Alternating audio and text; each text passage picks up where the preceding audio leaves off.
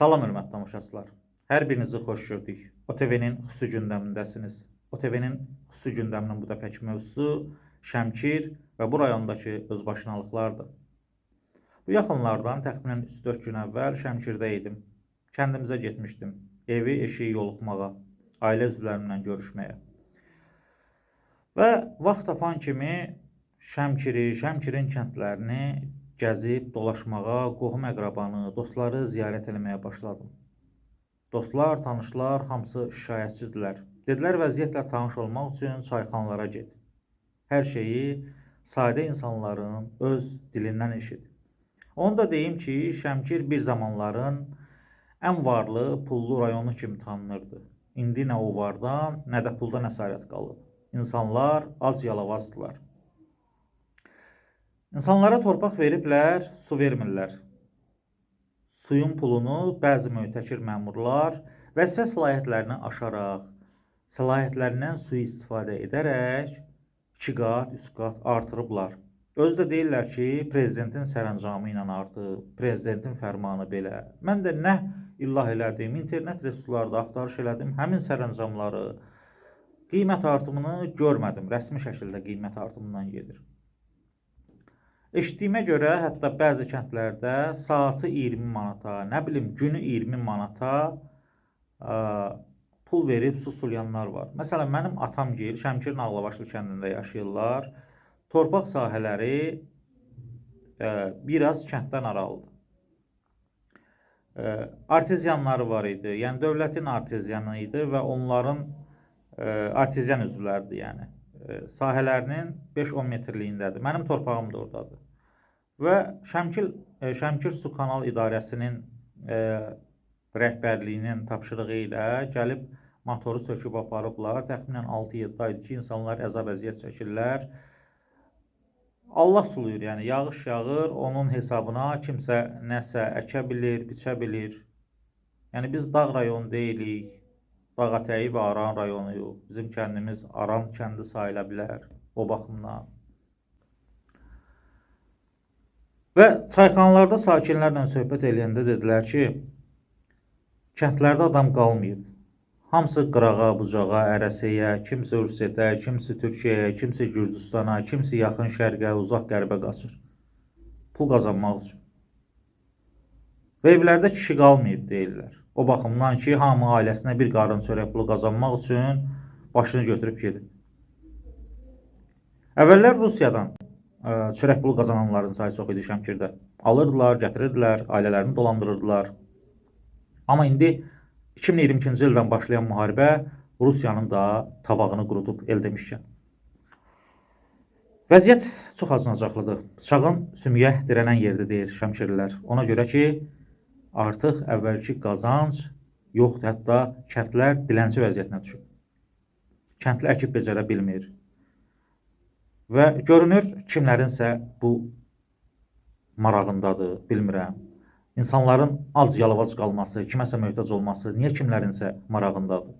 Axı, balıq bilməsə də xalq bilir. Başa düşürük, məmur özbaşınalıqları var, rüşvət at oynadır. Ancaq bu sənin vətəndaşındır, sənin elin günündür.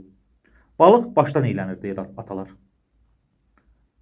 İndi bilmirəm, başdakılar xəbərsizdirlər. Əgər xəbərsizdirlərsə, mən buradan OTV vasitəsilə həmin insanlara deyirəm. Şəmkirdə kəndlilər qan ağlayır, su istəyirlər, su verən yoxdur. Yox, xəbərləri varsa, ta o başqa məsələ. İmanımı yandıranmaram.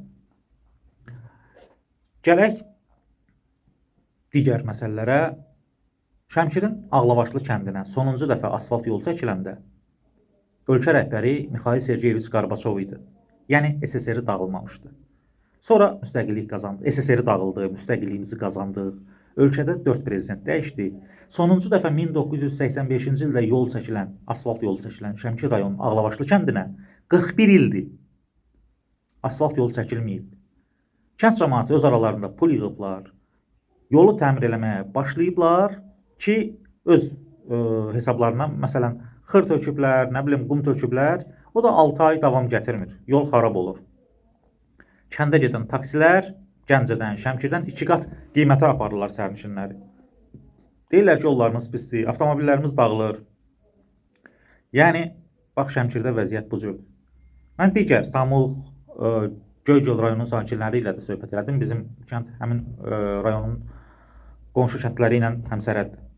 Və onlar da bizimlə eyni durumdadılar. Qan ağlayırlar. Deyirlər, çörək yox, pul yox, günü-gündən bahalaşma. Əkib biçə bilmirik, mal heyvan saxlaya bilmirik.